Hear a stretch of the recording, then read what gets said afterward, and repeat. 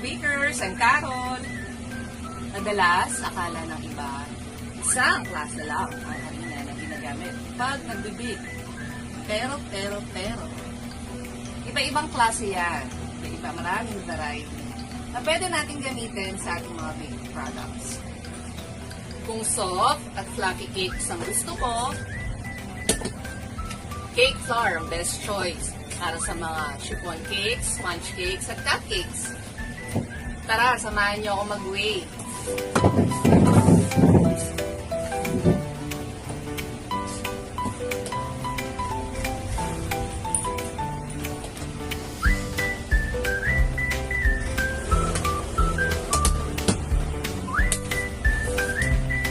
Okay, next naman tayo. Let's talk about all-purpose flour.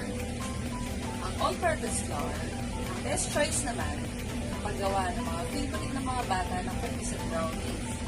So, tara, samahan nyo, gawa tayo ng cookies.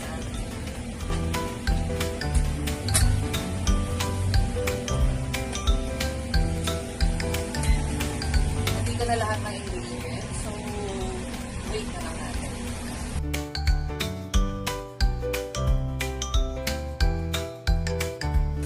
At para naman sa mga pandesal at breads, gaya na ito.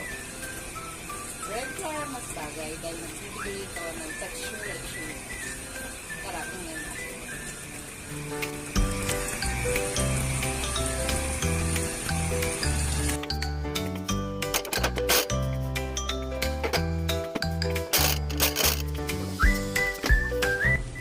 Kaya make sure nyo guys na tama ang gagamitin yung harina para masarap na at di pa sayang effort mo.